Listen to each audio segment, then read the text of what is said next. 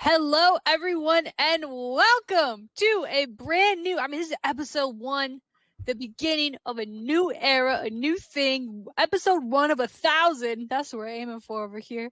We got the rotation starting up tonight on the RØKKR YouTube. Will soon be available on all podcast listening apps like iTunes, Spotify, wherever you listen to your podcast. We're going to try to put this thing. So we're super excited. My name is Ashley, aka MiDNiTE, director of content here for Minnesota RØKKR and version 1. And with me, I've got IKON and Kingdom Soldier. IKON, give yourself a little intro in case people ever heard you. I mean, they should. You're definitely a regular face around here now, but give a little intro, who you are, what you do, and why do you love competitive Call of Duty? Yeah. So I was on Building Minnesota RØKKR a couple times, 2 times, 3 times, something like that. So just kind of Minnesota RØKKR. So just kind of a spin-off of that. But I don't know, I kind of bring like that analytical approach to Call of Duty. So breaking down matches, watching scrims, getting the pulse of, how teams are performing, leading up, doing the power rankings and all that sort of analysis.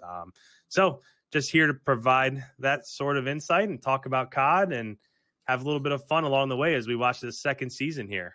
I love talking COD. It's literally my favorite thing. Like I had a long day at work today, but I was looking forward. I was like, you know what? I'm still hyped to do the podcast later and just talk COD.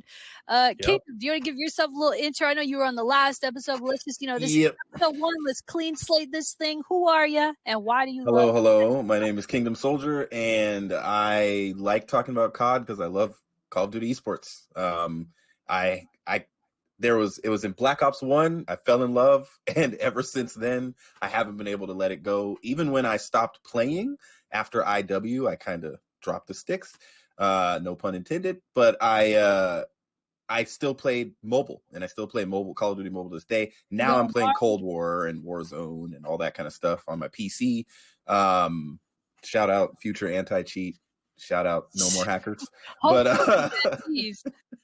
I love competitive Call of Duty, and the Call of Duty League, in my opinion, has really jump-started what I believe is going to be a bright and long future of Call of Duty esports as almost like a mainline sport. I think as the world has changed and COVID has put us in our rooms and in our houses, Call of Duty still has found a great way to entertain us and keep us engaged. So I'm excited to talk about it. Yeah, I couldn't agree more. I'm like, I said this last year, so I won't, say it too much on the podcast because I've reiterated this a few times on Building Minnesota RØKKR, previous podcast, now known as the rotation. Okay. Shout out Brett Diamond. We miss you, bud. It's weird doing a podcast without him. He's been my podcast pal for like a year, or over a year now. Hope he's hanging out watching. Say what's up, Brett. But yeah, I'm just really excited to start this journey with you guys. We wanted to kind of go in the direction of really like doubling down on, wow, I just shook my screen. I'm sorry. That's how excited I am. We really want to double down on CDL and everything that there is to kind of talk about with Call of Duty esports, right? And we figured now is as good a time as ever when we're going into the 2021 season of CDL. Obviously, this is on the RØKKR channels, and look at me, bro. I'm biased. I am RØKKR biased. All right, I am going to predict RØKKR to win every single week, even if we're like 0-20. I will still predict to win, but IKON and Kingdom are going to bounce me out a little bit. I mean, not that I won't ever critique and, say, hey, man, like, we need to do this next time. But I'll be the biased one here. You guys be a little bit more objective, and I'll just want to hear your guys' takes on everything that there is that has to do with CDL. So I guess one place that we can start, and we don't really have like a full blown approach to this. Like, it is called the rotation, and I do kind of like the idea of like each of us kind of giving our takes on things. But we can, have a genuine conversation back and forth as we go. So I actually have a question. So honesty hour, guys, I've been so busy with work and with everything that we're doing here at Minnesota RØKKR and version 1. And there is, believe me when I say, so much that you guys don't see what I work on yet. Spoiler alert. Not really, because I'm not spoiling it. But coming soon, you guys are going to be really excited. I'm really excited anyway. But so I haven't like had my finger on the pulse of like who's winning scrims, who's going crazy. I haven't been able to go into the comp COD Reddit as much and really track things. So I'm looking for you guys, like help me out here, explain to me. Obviously kickoff weekend was really cool. We beat Toronto, Battle of the North, map 5. We let them go to map 5 just so we could make it more entertaining. I'm just kidding. It was just the first match. It was like an exhibition. Didn't really count, but it was, it was cool. It was good times. It's always good to get a win. But tell me, fill me in, dude. Like, what has been going on in recent scrims following that event? And then obviously really want to talk Atlanta home series kind of predictions with you guys. So let's start with the, like, tell me, like, we're looking at a map of the mall. Tell me where I'm at. Where are we? All right. I guess I'll tackle this one. So again, I'll throw out there that what we really get to see is kind of limited. So, we don't have like insider information or anything like that. So based off of what I've been able to see, I can kind of give you a little bit of an idea of how teams are playing based off of how they've performed against Optic. And it's kind of all over the place. So first, Optic has been playing well. So just since that kickoff weekend, we've seen a lot of the top squads, including Dallas. And that was their very first scrim after that kickoff weekend, where in those hard points, Optic won those 4 maps to 1. It really wasn't all that super competitive, which was interesting to see, because if you had to list some sort of power rankings, which we may or may not do at some point in time, but those are teams that would be up there. Another team that would be up there would be Florida, based off of. You were gonna say RØKKR, man. Come on. Well, hey, we're getting there. All right. All right. We're close. We're right there. So another team that people would put up there would be Florida, based off their victory over Atlanta on that kickoff weekend. And in those 5 hardpoint maps, Optic won those 4-1 also. So when it comes to, some of these top teams, we haven't seen them against Atlanta. We did see them against Minnesota. And against Minnesota, it was 3-2 in terms of the 5 hardpoint maps. You could talk about the controls. Won, right? No. Hey, that's fine. They won 2 maps. Okay. They won 2 maps. And they were close. A lot of those maps were super close. So take that for what it is. I don't really dive into the controls all that much, just because for me, controls is so defense oriented that I don't know. It just seems like who's going to clutch up and make that one big play to win an offense in control. That's just how I feel when I really watch those control matches. So I don't dive into those too much, but I try to get the pulse of what I'm doing based off of, how teams are playing in hardpoint. And then, of course, we don't get to see 40% of a map in terms of search and destroy. So that's always thrown in there. Obviously, Minnesota played really well in search and destroy in that matchup against Toronto. Can I just say something ignorant real quick? We're gonna be one of the best search and destroy teams in the game. Knock on wood, obviously. But I mean, you got Major Maniac people. I mean, maybe they know, but like he has insane S&D prowess. You got Attach, obviously been around a minute. Accuracy, super intelligent player, can really lead them. I do think maybe Major Maniac takes a lot more of the leadership in S&D. Don't know that. Just literally, that's my like outsider opinion. I wish I could watch their scrims. I can't. And then, I mean, you got Priesta, he's good at everything. Major had the #1 S&D KD this past weekend, I believe, and last year's kickoff. He's literally incredible. And that comes to, I mean, a lot of the pro players obviously played a ton of S&D, and that's how they typically came up. But Major Maniac was at another level in terms of search. So yeah, I definitely just interrupted you, but I just had to gush about RØKKR Search and Destroy. I'm super excited to see the boys Search play. and Destroy wins championships. Let's go. No, it's great. I love it. And on top of that, like, for example, in the 4 maps, or I guess the 3 respawn maps leading up to that map 5, accuracy really didn't have a great performance. And then, it's Minnesota's up 5-3 in that last, and then they're up 5-4, and then it's 5-5. It goes to that round 11, and then accuracy clutches up, gets a 2-piece. I mean, he's a huge reason why Minnesota was able to win that map 5. So that's just what your roster, that's what Minnesota's roster brings as a whole, is that at any point in time, you could be having a 0.8 KD and respawns and whatever, and it goes down to a map 5 round 11, and they just clutch up. But you got the ice. Like, you got to, are you the Iceman? Are you accuracy? Are you that player that has the intangibles? I mean, I would say that he does have the tangibles as well, pretty good stats and everything, but like, those are the plays. And I think you're definitely right in saying we're not seeing 40% of the competition when we even are seeing this very small window into scrims, because I think, is Optic the only team that streams them? Yeah, pretty much. Pretty much. Other teams have started talking about it. Clayster tweeted about it. Like, he was like, maybe we'll stream scrims today. You know, but most teams, they don't stream their scrims. Interesting. What's your take on that, Ashley? Like, in terms of... Well, all right. So let's honesty hour right here. I'm the director of content here for the team. I want teams on. I want as many content opportunities as possible. I selfishly want to be able to peek in on the guys' gameplay. I want to be able to look and say, oh man, like, you know, they 3-2'd Optic today and then 3-2 Dallas. Holy cow, like, those are crazy games. Like, I see progression. Like, I miss that so much. But I do think that it is important to respect the competitive strategy that our team is kind of employing in what they're doing in their practice every day. There's a lot of discussion that happens in practice where, you know, you open that up to the masses and then they're judging you off of that. And then you're seeing, well, I like this part, but you're seeing content made out of that. You know, you know, like, it's good and bad. You got to take the good with the bad. But I think ultimately it's up to the players and coaches and their comfortability behind what they're showing, sharing, and whatnot. I'm wondering, like, when you look at Clayster, and I didn't see his tweet. Like I said, I need to be, obviously we're doing this weekly, baby. We're live to, like, every 7:30 every Tuesday, that's Central Time.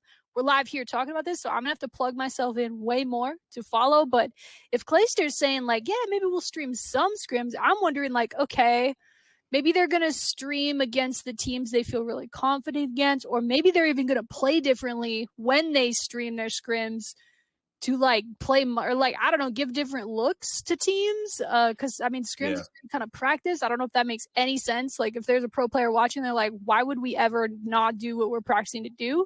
But you never know. Like, if there's a strategy behind when they're turning the streams on, there could be something there to that. What do you guys think? Like, do you I mean, obviously I know IKON, your bread and butter is, you know, analyzing scrims and looking at that, but I'll flip the question back to you, Kingdom. What do you think about players streaming or not streaming scrims? Is it unfortunate? Is it the best thing ever? Where are you at with it? I've never seen a streamed practice session from an NBA team or an NFL team or an NHL team. And so I understand the, you know, I mean, didn't Bill Belichick get, like, fined or something a few years ago because he was stealing video of another team's practice? And so this is a case where, you know, the Allen Iverson meme, like, practice, we can't, what are you talking about? Practice? Like, practice is actually, and even in this league, it's proven how much practice matters when you do it right. And so you kind of aren't just giving away that you're scrimming and your actual tactics, but you're also giving away how you practice the game. And in some ways, that's how certain teams win. They practice better than other teams. And so I get it. However, I'm in the exact same boat as you. I love to talk about it. I love when my dude IKON has videos to break down and content to make. And so I know that once the league starts, IKON, you're going to have so much gameplay to dissect every weekend. Like, we're playing back to back to back to back. Like, you'll have more videos than you can shake a stick at. At the same time, I've always said that, and this is, although I'm on the RØKKR channel, I've always said that Call of Duty runs on green batteries. And I think that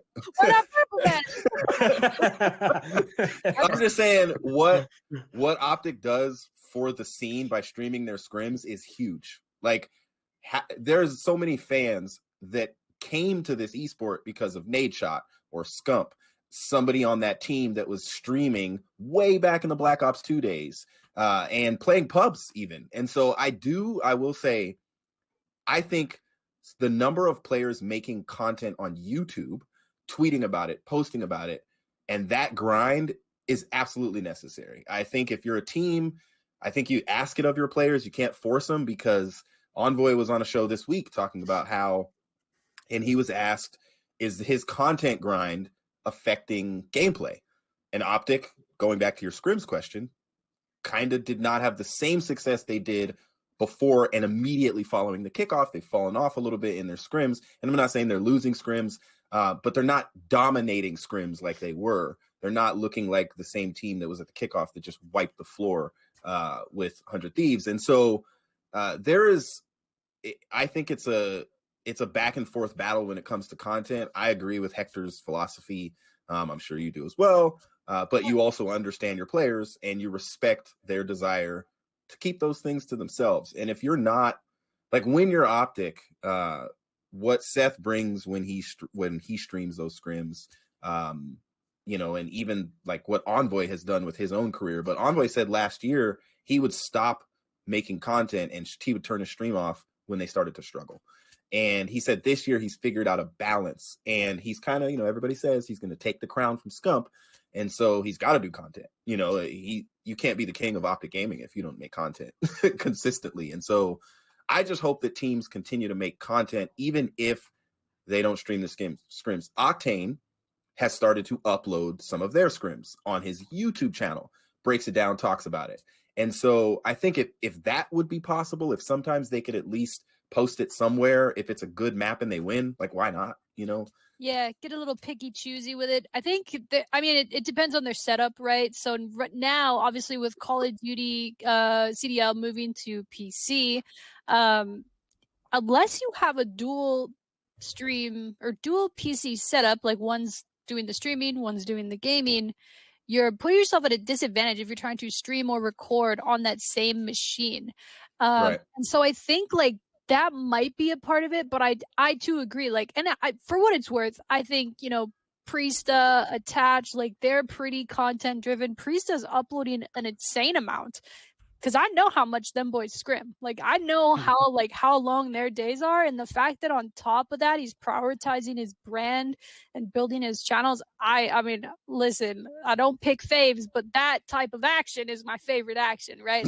I love seeing that. And we got Shivani in the chat said Priesta uploaded a scrim against Dallas today. Hey, there you go, Icon. This podcast Ooh. into us watching that scrim. I'm definitely gonna watch that later because yeah, Priesta's been killing it with the uploads.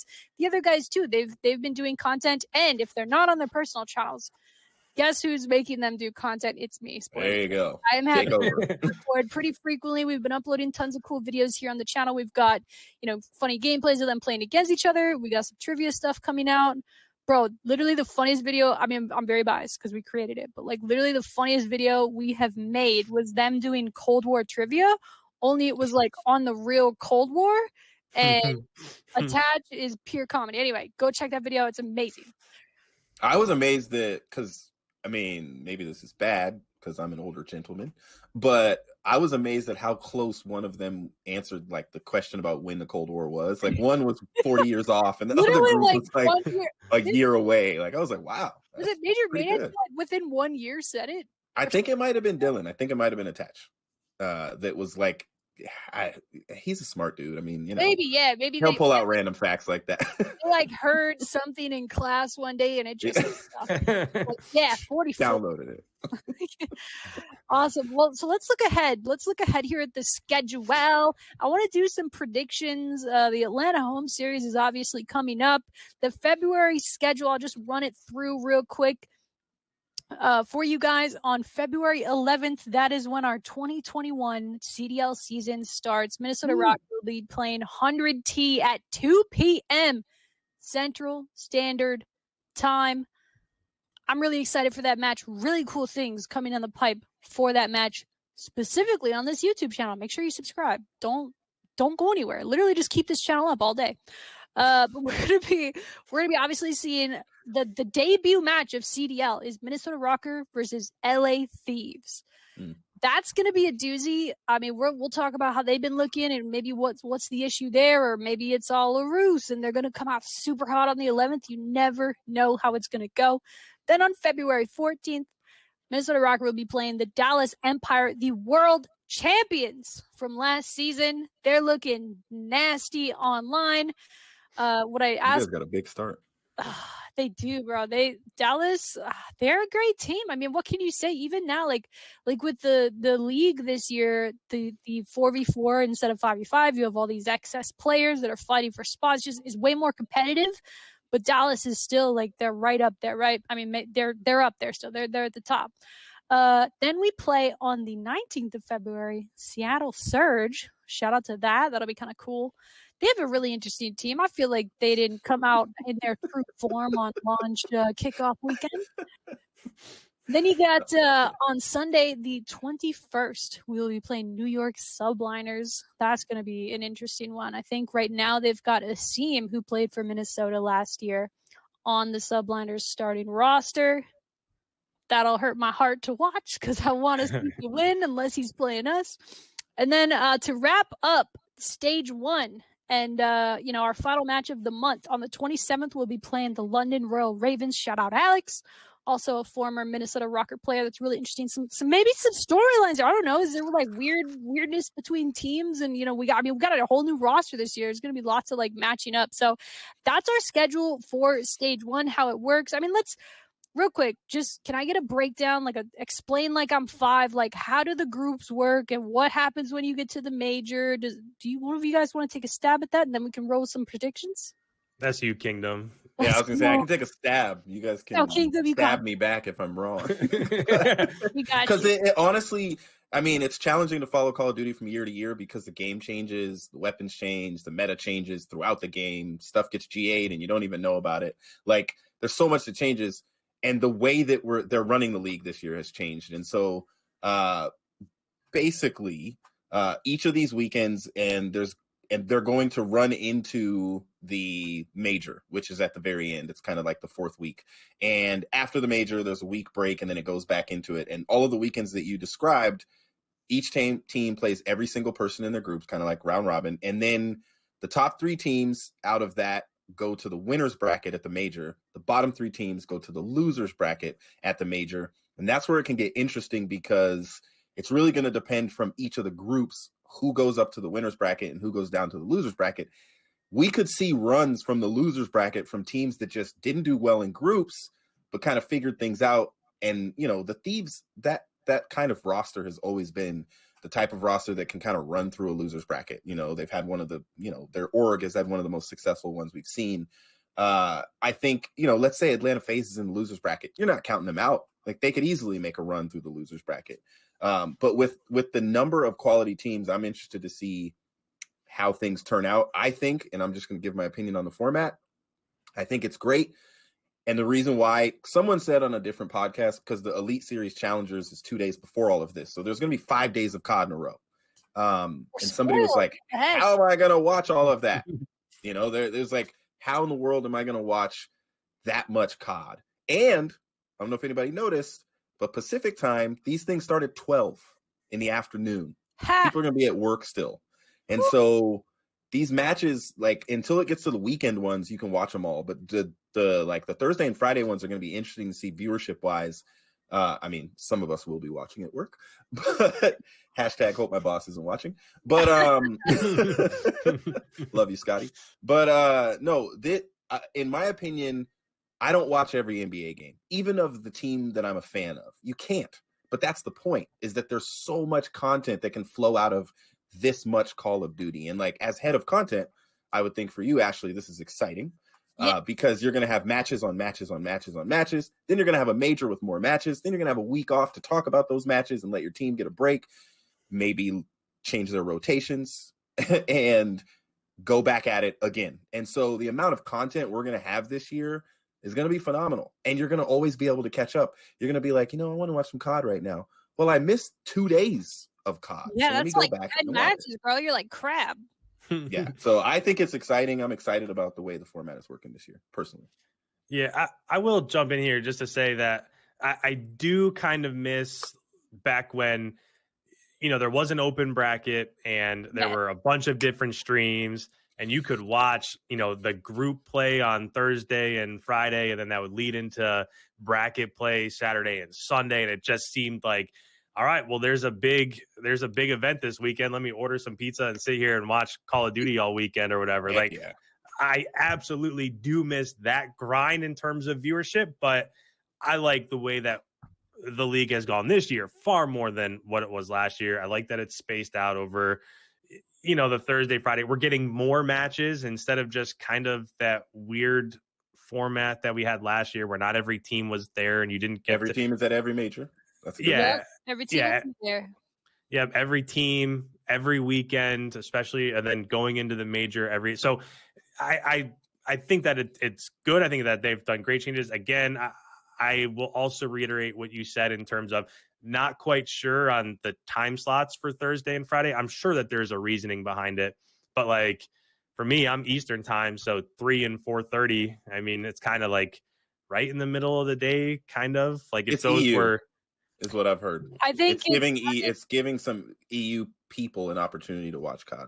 Imagine if it started at 6 Central or something closer to that. The people you have 2, EU-based teams, right? So if you're cutting those fans out a little bit with the broadcast, there's definitely strategic ways you could do it. But to me, this is definitely probably like not a viewpoint that many share unless you like work for a CDL team. But to me, it's so much easier to tell people when to watch your team when you know when they're playing, whereas before it was like, hey, yeah, the tournament starts on Thursday. I think we play it this time. Then if we make it, then we might play Saturday, but then if we lose, we'll play Friday and then Sunday. Right. I'm sure the major will sell a little bit of that because it is a full-blown tournament, but just selfishly as someone who's trying to create around these matches and trying to get fans to tune into these matches, it's so much easier to say on the 11th we play at 2. We'll see you there, peeps. Let's go.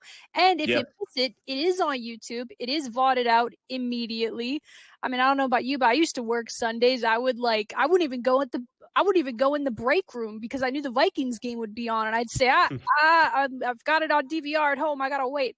So I don't know. There's some strategy there. I think that this schedule and just the format in general is much more competitive and viewership friendly. I'm a fan. They love what you're saying. Like, I don't like talking about the fact that I'm a Lakers fan because it's a love-hate thing, right. For most people. But I will say that in my phone, I get a reminder when they're playing because the season schedule is out. So it's like I get a reminder on my phone that just says LA Lakers are playing the 76ers in 10 minutes. And I'm like, oh, cool. I forgot about that game. And I think, if I'm the RØKKR, I'm giving this away for free. Send that to give your fans an opportunity to put that on their calendars, and to literally have calendar up reminders that say the RØKKR are playing right now. By the way, shout out Claire Jeep Chick in the chat. I got to meet Claire before, and she's awesome. Yeah. Shout out Claire. That's one of my favorite human beings. She is awesome. Let's go. All right. Let's get into some predictions, peeps. Let's pull up the here. I want to hear. Listen, I'm going to be honest with y'all. You guys see it too? Listen, guys. We're 30 minutes into this hour-long podcast, and we're at bullet point 3 of 15. I knew it would happen. I knew it would. Hey, man, we're long-winded people. What can you say? Plus, it's really, there's so much to talk about. We have. That's why we started a weekly podcast. We have so much to talk about. I want to definitely get to the predictions first, though. Let's check out the schedule. I want to hear your guys' kind of predictions first. Mine are kind of boring because I'm just going to say, RØKKR's going to win. But, I'm trying to look up the other matches here, too, and see where we're at. So, let's start with Game 1. Do you want to start with Game 1? It's Minnesota RØKKR versus LA Thieves. I'll go first. Yeah, you go first. Because we know what you're going to say. No, Minnesota RØKKR. If it was 3v4, you'd be like, Minnesota's going to win. You probably couldn't win. How they're looking. I'm sorry. That's not my place to stay. I'm just fired up. All right, I'm fired up. So, honestly, shot, but I got RØKKR in that one. I'm going to give it to RØKKR as well. I think that I will say that LA really, if they're going to win, I think they honestly need to win this match, in my opinion, for just overall morale. That is a morale, feelings, emotional team. And all the players on that team can play worse if things aren't positive. And when things aren't positive is when you're losing. And I think Minnesota, you guys are built the type of team that if you did catch an L, you would turn it right back around and you would restructure. You guys got great coaches, all that kind of stuff. Not that LA doesn't have great coaches. But this team hasn't improved as far as I know. I mean, IKON can maybe tell me if he's seen scrims or heard about them. But what I've heard about their scrims is that they're still playing at the level they did at the kickoff. And yes, they got wiped by Optic. They gave, I think the lowest KD on Optic was a 1.2 or something crazy. But I think Minnesota would take that one. That's crazy. Yeah, Optic went off. It was unfortunate for the Thieves. They got stomped. But as Nate Shot said in his own, in the 100T blueprint or whatever, the only way we can go is up. Losing to Hector on week 1, 3-0, we can only go up from here. So good luck to them, but I think Minnesota will take it. Yeah, I think that first match is really, first of all, I'm not entirely sure what to expect out of 100 Thieves because that's just the way that their roster's been throughout, even last year. Like they didn't really play great, and then champs came around and they made that run, almost made it to championship weekend. When it comes to scrims, they've been up and down, inconsistent, but again, they scrim probably just as much as everybody else. They scrim 2 series a day, and maybe we get to see 1 out of every 4 days, if they ever go up against Optic. So, that side of it is up in the air. You don't really know what's going to happen. I do think now, if you would have asked me 10 days ago, I think it would have been a little bit closer, but just the fact that Minnesota didn't look great in their hard points and they still were able to win with their performances in search and destroy, to me, that gives them a little bit of an edge there. That, and mixed in with the fact that it just seems like whenever I watched that 100 Thieves roster, even dating back to OGLA last year, you never really knew, or I never knew, I could never guess what I was going to get out of Kenny and TJ. It's like one match they'll come out and they'll drop a 1.3, and there's going to look like, oh boy, OGLA is going to make it to champs weekend, as they almost did. And then the next week they come out and they drop 0.65s, 0.7s, they get smoked. And there's just that inconsistency factor that I've had all through last year. And maybe they can fix it this year. I know that they are playing out of Texas, so that connection issue won't be in play like it was last year when they were on the West Coast. But for me, this first matchup, I'm going to give it to Minnesota based off of they were still able to beat Toronto on kickoff weekend, despite the fact that they didn't really play the best in respawn game modes.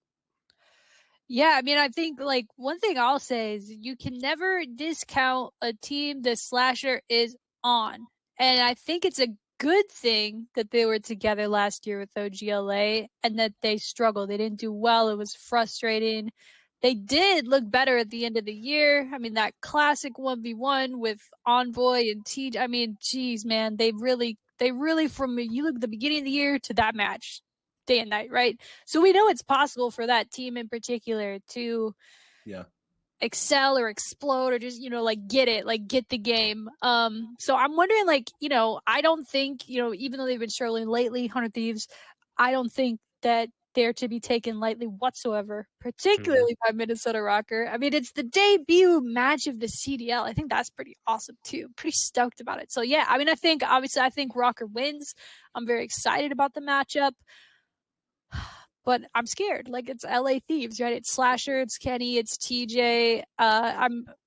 Temp he's an X factor too, right? Like, if Temp really shows up, you don't freaking know, man. But I gotta believe in my boys. I think, Major Maniac gonna lead the way in search and destroy. Knock on wood. Simba, good luck, pets. That's gonna happen. But yeah, I think it's gonna be a close match. I'm hoping we come out hot. I do agree with you guys that this roster with Minnesota RØKKR, they have the resolve. So if they do go down in the first game of the season, hey, we still got, so and so weeks. So right. Let's talk a little bit more. So the first opening weekend, so there's so many more matches. We just Dallas. We can skip past that. Yeah, that's what I was going to say. Dallas is winning the next match. Yeah, the rest of those Thursday, Friday matches, you have 2 of the top 3 teams versus 3, maybe the bottom teams. I mean, the second match, for those who don't know, is Seattle Surge versus Dallas Empire. I don't know if that's when you go get your snacks or your tacos. You leave it up, but you're not paying attention. I don't know. No, can I say, like, as a Seattle resident, basically. Yes. I live 30 minutes away. I really wanted to be a fan of this team last year, but it almost was like what our other Seattle teams have done in the past when we've had them. They look so promising. And I will tell you, the difference this year, I don't think this game lets Octane be Octane. They have to win by teamwork. They're going to have to get it together. Now, if they want to make a statement, same thing with the Thieves. If they want to make, now, I don't know if you know this, but the Thieves' highest KD at the opening weekend was like a 0.81, highest person on their team. If they want to make a statement, they got to beat you guys to say, hey, we're here. You know, we can do this. If Seattle wants to make a statement, they got to beat Dallas, who everyone is saying they're the best team in the game. Until they play, they haven't played Chicago in a match. They haven't played FaZe in a match. But everybody's just saying the consistency of those guys, they spend more time on the game than anybody else, those 4 players.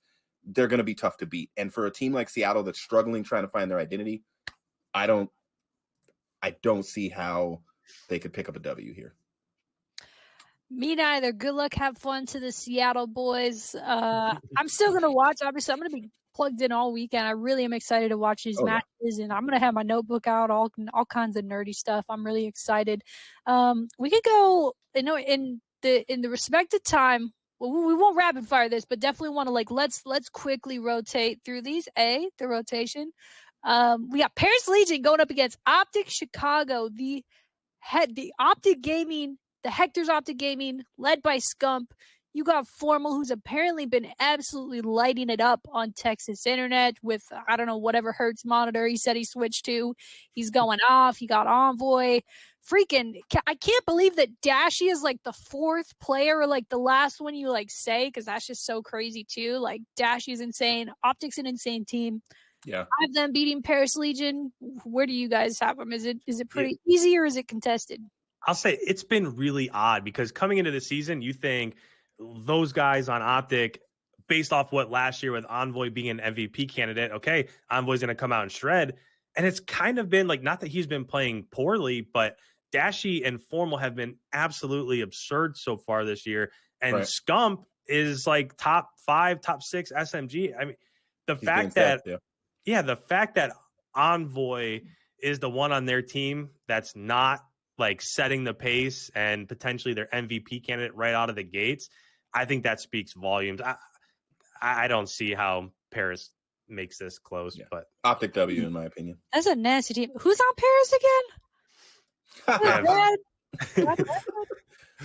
again? Scraps, Classic, Aqua, Fire. And Theory is their coach. And I will say, Fire went off. Fire's good. Fire had a good weekend. Fire went off. He's in kind of contention for that, kind of rookie of the year talk. Aqua had some good games too. Classic actually, played like himself. And Theory, I saw a tweet the other day. I don't remember who it was that tweeted it out. I think it was Scraps that said Theory sent him a DM at like midnight or 1 a.m. saying, I found a spot on Raid. Is anybody awake? And so this is Theory's opportunity to prove if he can't be a player in this league. Theory, I love that guy. Can't believe that he won 2 championships in World War II and then just didn't play anymore. But I'm glad that he's back in some capacity. He's going to work his butt off to prove that he belongs on a team as a coach. I agree for sure. Theory's like, for those that don't know, if you're newer to CDL or the scene, Theory's a long time professional player. TK all day in the chat. He was a part of TK, which is an org that was in Call of Duty before CDL, and it's been really cool to I've been here forever. I'm like the grandma of COD. No, I'm the mom of COD. No, I'm not. You're not the grandma. Yeah, I'm the cat lady of COD, all right? And I've been around a bit. I've been watching the careers of these people, and Theory has always been around, never wavered. And I think him being a coach and he is that type of grinder who has that mentality to try to take the team to the next level. So no disrespect to Paris, because I couldn't remember who was on the roster. I do now remember that it is Scraps. We'll see how it goes. I got Chicago quite easily. Yeah. Chicago, I would say that's the team with the most raw player skill. It almost always is, right? Optic has the rawest player potential on any given Call of Duty weekend. But can they bring it together strategically? Can they bring it together in search? Can they bring it together when the going gets tough? That's, if they go down 0-2 to Paris, can they bounce back? Probably. I Periscope's would to Optic. Can they come back? Probably not. I would argue the Optic point and say they have the most experienced and veteran skill on the sticks this year. But True. raw skill, I'd have to give it to either the Atlanta FaZe or those 3 dudes on Dallas. Like That's crazy, those 'cause I Illy, get Shotzi, and Hook are frying. Yeah, that is true. Like in terms of like just raw game skill. Like raw game skill, new on the sticks. They're not, they're cracked. I mean, they did just win a world championship, but I can't imagine they're less motivated than ever. they're not. They're more motivated. Like it's Scary. Yeah, exactly. That's scary. All right, next matchup we got here Friday, February 12th, the LA Gorillas going up against FaZe Lee. FaZe. Hey, I mean, listen, Yeah. FaZe did lose, right? At kickoff weekend? I mean, to the Mutineers who won 3 championships last year. People are sleeping on the Mutineers still. Florida's a good team, a well-coached team, and they're gonna be scary all year long. Yeah, this is another one where I think that first matchup is probably what Atlanta needed. Probably to say, okay, we probably need to work a little bit harder. Let's get refocused. Let's watch a little bit more VODs. I think this first matchup with them against LAG is probably going to be a 3-0, but I'm looking to that Sunday night game. I can't wait for that one. Sunday night, that is going to be. Ooh. Whoa! I just looked like I knew it was coming, but I line by line. Sunday, February 14th on Valentine's Day, we got a date between man. Chicago and Atlanta FaZe.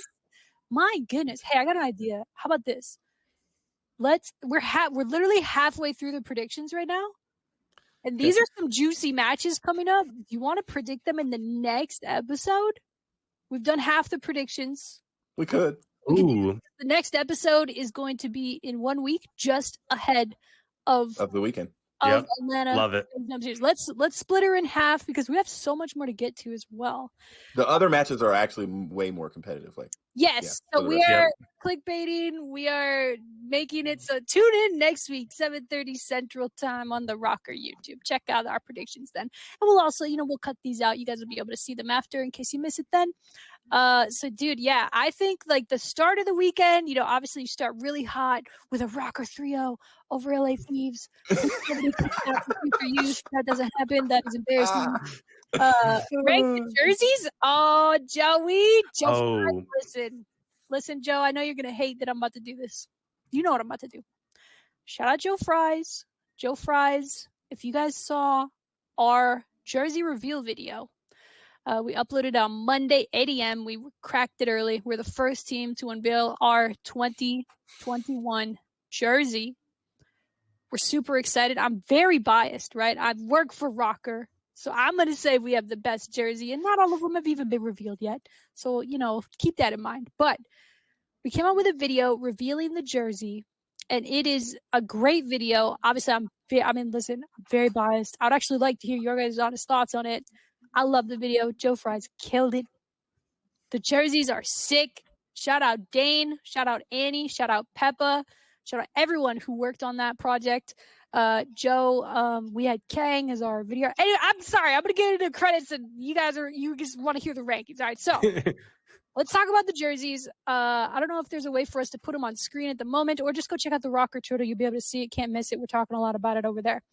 What do you guys think about the 2021 jerseys? Are they an improvement off last year? Here's last year's jersey. I know it's not framed nicely for you guys to see, but it's, it's the jersey. I think it's an upgrade, but want to know your honest thoughts on the new RØKKR jersey and just the other teams' jerseys we've seen so far. Yeah, go ahead. Just a couple of things here. So first of all, I love the fact that, and we talked a little about this pre-show, but I love the fact that the jerseys aren't all the same. The template, the format, all that stuff, that it's changed. And I love what Minnesota's done. I think there's been 5 teams that have released their jerseys so far. I think Minnesota, the Gorillas, and London Royal Ravens are the best. I think Minnesota is the best by far out of those. I feel like New York and Florida was a little bit underwhelming to me. A lot I will say, just one quick point. I actually really liked Florida's jerseys. I was about to say, I would rock their hoodie too. Yeah, the hoodie was kind of sick. The Florida hoodie is kind of close. Listen, I won't say anything bad about anyone's jersey. Of course, I would never do that. But I did look at New York Subliners jerseys. Yeah, I don't know. To me, it's just a little underwhelming with like that black and yellow type, like what they could do there with that design and their logo, and it just has like a gray Subliners or a gray New York on it. It just seems a little underwhelming to me. And I don't know what you guys are talking about with the Florida hoodies, because it has like an emblem and it has mutineers on the sleeve and then like the little thing on the hood, and that's top. Yeah, I just like the colors. I mean, I think it's I think I only saw the jersey because I just remember a tentacle up the back and thinking that's dope. Yeah, and they had but it's just on the hood. And then on the chest, there's like the little logo. To me, it seemed a little bit plain because I was comparing it to what you guys did with your hoodies, and I think that white Minnesota hoodie is absurd. Bro.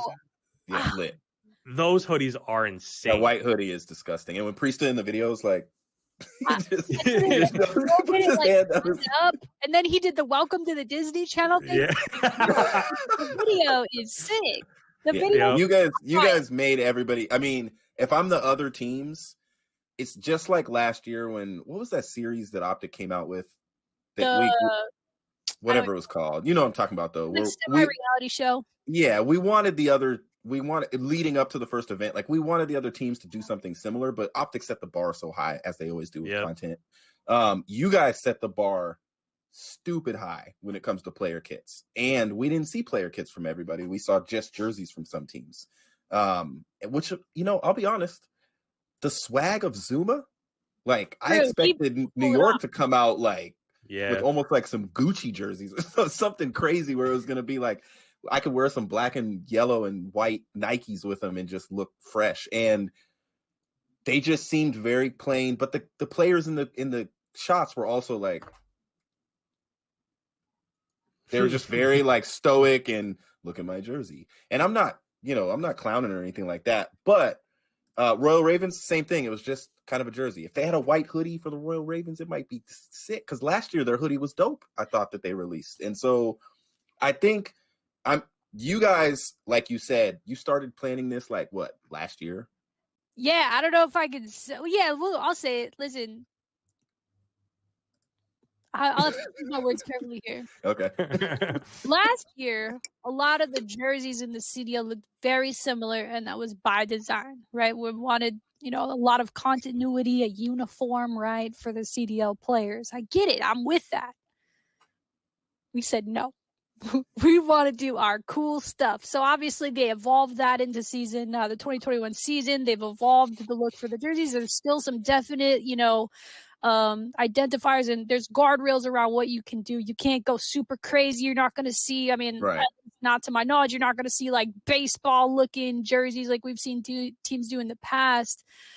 But we immediately said, well, if we can't do much with the first season's jerseys, we're going to go as hard as possible for next season. And I can't shout out Dane Kuhn enough from the RØKKR team. He actually made the logo, dude.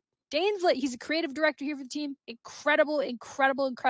Does amazing work. Annie, Peppa too, they helped with the hoodies and the designs. And I know we really want to do something unique with the sleeves. We went hard on it.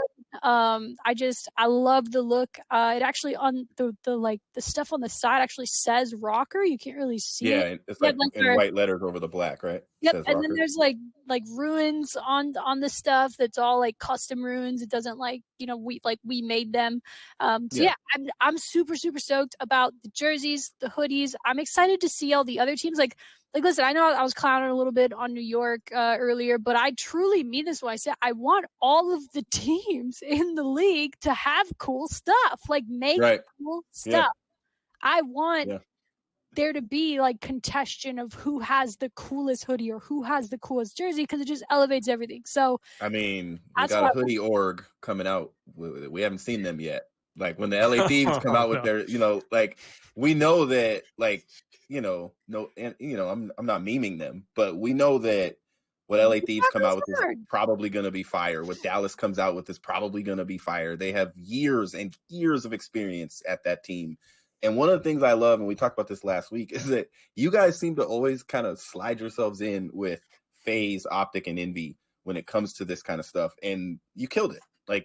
I think I was expecting every team to go to that level. And then when Lags came out, I was like, okay, it's just jerseys. Nobody's wearing them. And when they came out with this thing, it looked like it was going to be half purple and half white. Yeah, I thought that looked way cooler. I was like, real jersey. And then it was like, oh, there's a purple one and a white one. And so, and I get, because I was like, wait, what are they going to do on Championship Sunday? Like, wear half of it? Like, how's that going to work? They wear like a tank top because they're LA. I don't know. But I hope, like, honestly, New York, I think I saw a black hoodie, but I couldn't really see the details in it. It should be dope. I don't think there's details, bro. I don't know. Yeah. Well, and you made it sound like this was something that was a big ordeal to get out on time and all that kind of stuff. And so I can understand if they couldn't release it the way they wanted to, but I will say, so far, the RØKKR, not because we're on this channel, you guys got the biggest W so far. We did start planning it. We know BS started talking about our season 2 jerseys before launch weekend in 2020. Over a year ago, we were like, listen, we're scheming. So I'm really excited about our jerseys. I'm probably gonna I'm a freak collector now of RØKKR stuff, clearly. All right. I want both the color jerseys. The hoodies are nasty in a great way. Do kids still say nasty? I don't know.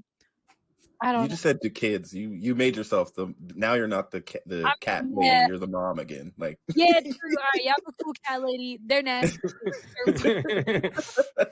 I just, like I said, I really want every CDL team to have cool stuff though. Whether it's cool merch, hoodies. I want every player that goes on stage or is on stage during matches to look and feel cool. So yeah, obviously my favorite's RØKKR's. We talked a little bit about the season format already. How about we finish on this? I always try to squeeze this in. IKON knows. I'm trying to get power rankings. I'm trying to understand where we're at. And like I said at the beginning, guys, I haven't been able to be as plugged in. I haven't been able to check in on the scrims when they are available. Although I did hear, like you guys said, Priesta uploaded a scrim on his channel yesterday, or today, whatever day. I'm gonna go watch that, try to catch up. But I want to know the power rankings. I'll let you guys know mine. You guys ready? Mine are quick. RØKKR 1. Everyone else down there. You guys know. This is what I'll do. I'll give you a top 5 because I think there's a clear distinction between 5 and 6. Okay. So until Dallas gets knocked off, I'm going to have Dallas at 1. I don't care if they have a close game in this first weekend, if they, barely beat both the teams that they're playing, including you guys. Not saying they will, but I'm just saying if their matches are close, whatever. Next week's prediction, bro. Right. Okay. But I'm not going to put them down until they lose. I just feel like they've earned that for now. Smart. So I'm going to keep Dallas there. I put Optic at 2 just based off of the performance that they had at kickoff weekend and how they've been performing in scrims as of late. They've been beating top teams in 4-1 fashion in hard points day in and day out. I'm going to put FaZe at 3 just because I think that they deserve that based on how insane that their roster is. Again, once we start to see a little bit more in terms of matches and who they play and how they play against teams, then you'll these still can have a get hard time pulling them out of top 3. Even if they lose the first 2 matches, it'll be hard.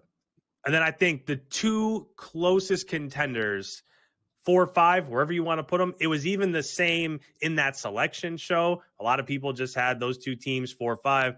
I'm going to say Florida at 4, Minnesota at 5. And then I think from there, I have questions with every team that's underneath them. So I have questions for Toronto. I have questions for LA Thieves, right? It's like each of those teams, subliners, how are they going to play? Each of those teams I'm not really sure of, but those top 5, I think those top 5 are just a little bit, have a little bit of a distinction between the bottom 7. So I'll give you my top 5 after we see what happens this upcoming weekend or next weekend. Then we can talk about 6 through 12. I almost bet you'll have the same top. I have the same top 5 and in the same order. The only reason I have RØKKR under Florida is because of Florida beating FaZe this past weekend. Yeah, that's valid. That's the only reason. Although RØKKR, who has the cooler jersey though? The RØKKR, definitely. But this is the weekend where the 4 and 5 might change. But I think most of us are going to have a hard time pulling Dallas down from even last year. They lost both of their matches in the opener. And I put out a video saying they're still a top 2 team. like immediately. And nobody really was like, "You're crazy, Kingdom. What are you talking about?" Because you just have this weird confidence in Krim, and now that he's got these three, same guys that literally they just lost Clayster. Like, and so I would say though, I will be brave enough to say some of the other ones. If I was to go at 6, I would think it would be London. Yeah, shout out Parasite, Chris Duarte making an appearance. Okay, can y'all explain that to me? I know we only got a few minutes left, but so Parasite made it on to a CDL team. Is that like official? Have they announced it? Is it like he's scrimming with them type thing? Yeah, that's what we can say. I was like, what can I say about this? Parasite is scrimming with London in place of Zero, because Zero got stuck in the EU. I believe. True. Wait, so were they playing with Zero in the first kickoff? He actually played in the kickoff, at like 100 from UK million ping. Yeah. Oh, they wild for that. They're wild for that. Well, they didn't pull anybody up, I don't think. But they have Dylan and Alex, of course, like you said. And I think honestly, I got to tell you guys, watch your timeline. Parasite is loving being back in the CDL. Like this dude, of all the players, you think about all the players that have stayed in, and literally we lost Aches, we gained Parasite. Like it is, and I will say that he was great in Challengers last year. He really was. He even showed up and has played well on the map this year. And I think that if he's in an organization and gives it the actual opportunity and works hard and does what Parasite can do, I think he's going to be a flex. And he's smart. He's a smart player. So that's what he's been working for all these years, right? If you guys don't know, Parasite, an incredible personality in the scene. we could make 3 whole podcasts talking about his career. And honestly, maybe we should have him on. I would actually love to talk. He's great. He's a good guest. Listen, he's burned some bridges along the way, but I do think he's misunderstood. I do think he's redeemed, I hope, right? I think he's redeemed himself. I think he's probably had to do it multiple times over a long period of time. And a lot of other people in his position would have given up. And I've seen his tweets about that, like, maybe this is just time. Like, maybe I just call it, or those types of vibes, right? And now he hasn't. New game came out. It seems to cater to his play style. He's a very intelligent player. He's very good still.